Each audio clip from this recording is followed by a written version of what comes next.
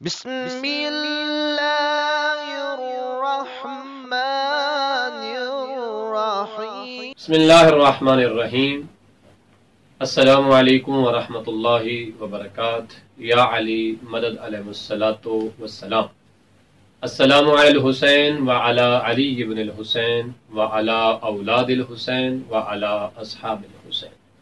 سلسلہ گفتگو تاریخ کربلا پہ جاری و ساری ہے، اور ہماری کوشش ہے کہ انشاءاللہ تعالی ہم ماہ سفر کے آخر پر پوری تاریخ کربلا اپنے ناظرین تک پہنچا دیں۔ ماہ سفر کے آخر تک انشاءاللہ تعالی تاریخ کربلا کو مکمل کریں گے، مدینہ سے واپسی مدینہ تک۔ آج اس سلسلہ گفتگو کی جو ہے وہ 10ویں قسط ہے، 10واں حصہ ہے۔ ہم اصحاب رسول کے متعلق گزارشات کر رہے تھے کہ مدینے میں اصحاب رسول موجود تھے، تو پھر انہوں نے امام حسین کا ساتھ کیوں نہ دیا، یا ان کا اپنا موقف کیا تھا۔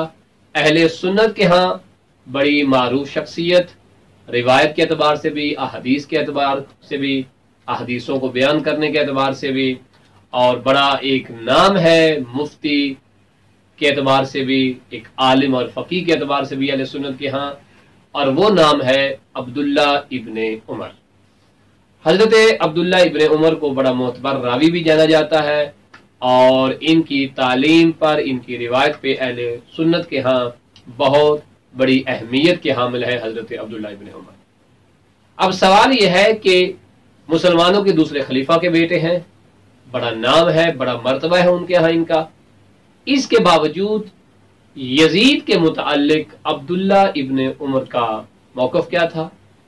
جب حسین ابن علی کربلا میں جاتے ہیں دین کی بقا کے لیے، رسالت کی بقا کے لیے، دین خدا کی ترویج کے لیے، اصلاح امت کے لیے، تو پھر مسلمانوں کے دوسرے خلیفہ حضرت عمر ابن خطاب کے یہ فرزند عبداللہ ابن عمر امام حسین کے ساتھ کیوں نہ گئے؟ کیا امام حسین کا اور ان کا موقف الگ الگ تھا؟ دو راہیں تھیں؟ اگر دو راہیں تھیں تو کیوں؟ جبکہ دین رسول خدا تھا، اور کربلا کا مارکا حق و باطل کا مارکا تھا۔ کربلا میں دین تھا، اور جو کربلا والوں کو قتل کرنے آئے تھے، شہید کرنے آئے تھے، ان کا کافر ہونا، ان کا فاسق ہونا، ان کا فاجر ہونا ثابت ہے۔ تو پھر حضرت عبداللہ ابن عمر، اتنا بڑا نام، لیکن کربلا کے میدان میں ہمیں نظر نہیں آتے۔ آئیے اس راز سے پردہ اٹھاتے ہیں تاکہ سننے والوں کو پتہ چلے کہ کربلا میں جو گئے تھے وہ کون تھے، جو کربلا میں نہیں گئے وہ کون تھے، اور یزید کی بیعت کس کس نے کی، اور امام حسین علی مقام علیہ السلام نے یزید کی بیعت کیوں نہ کی۔ ہم پہلے بھی بیان کر چکے ہیں، مزید وضاحت اپنے ناظرین اور سامعین تک پہنچاتے ہیں۔ عبداللہ ابن عباس نے جب اپنی محبت کا اظہار امام علی مقام کے سامنے کیا تو وہاں عبداللہ ابن عمر بھی موجود تھا۔ عبداللہ ابن عمر نے جب عبداللہ ابن عباس کی بات کو سنا تو کہا کہ اے ابن عباس، اس بات کو چھوڑو، یہ کہہ کے امام حسین کی طرف متوجہ ہوا۔ تو عبداللہ ابن عمر نے کہا، اے ابا عبداللہ، اے حسین ابن علی، آپ بھی ہماری طرح یزید کی بیعت کر لیں اور رسول خدا کے مدینہ کو نہ چھوڑیں۔ اگر آپ یزید کی بیعت نہیں کریں گے تو آپ سے زبردستی بیعت لی جائے گی، لہٰذا میں آپ کو یہ مشورہ دیتا ہوں کہ ہماری طرح آپ بھی یزید کی بیعت کریں اور خاموشی کے ساتھ مدینے میں رہیں۔ وہاں پر امام حسین علی مقام علیہ السلام نے ارشاد فرمایا کہ میں کس طرح سے یزید کی بیعت کر لوں؟ وہ فاسق ہے، وہ فاجر ہے، وہ اعلانیہ شراب پیتا ہے، وہ اعلانیہ زنا کرتا ہے، وہ اعلانیہ شریعت محمدیہ کی حدود کو توڑ دیتا ہے۔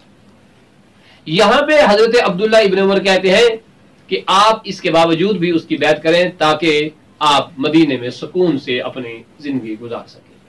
امام نے فرمایا، کیا میرا موقف غلط ہے؟ کیا میں غلطی پر ہوں جو یزید کی بیعت نہیں کر رہا؟ یہاں عبداللہ ابن عمر کہتا ہے کہ نہیں، بے شک رسول کی بیٹی کا بیٹا اپنے موقف میں برحق ہے، غلط نہیں ہے۔ تو امام فرماتے ہیں پھر میں کس طرح سے یزید کی بیعت کر لوں؟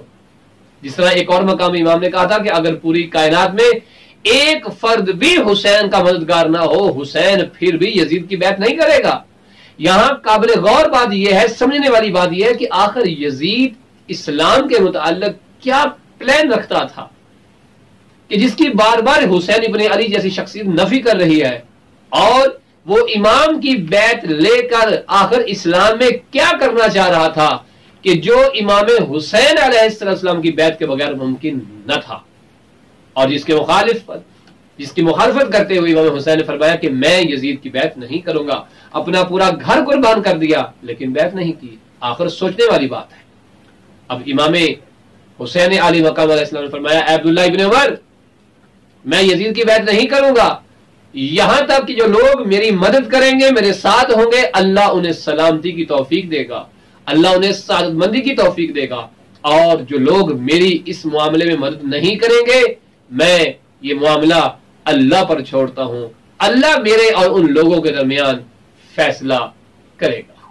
یہ کہہ کر امام وہاں سے رخصت ہو گئے۔ ناظرین کرام، یہ بات قابل غور ہے کہ عبداللہ ابن عمر نے یزید کی بیعت کر لی، جبکہ یزید ابن معاویہ کا گناہ ظلم بالکل عام تھا، اور پھر عبداللہ ابن عمر جیسی شخصیت نے جو کہ مسلمانوں کے دوسرے بڑے خلیفہ کا فرزند تھا، کہ جس کے متعلق یہ کہا جاتا ہے کہ ان کا عدل، ان کی حکومت، ان کا چرچا روم و ایران تک تھا، پھر اس کے بیٹے نے یزید جیسے ملعون کی بیعت کر لی۔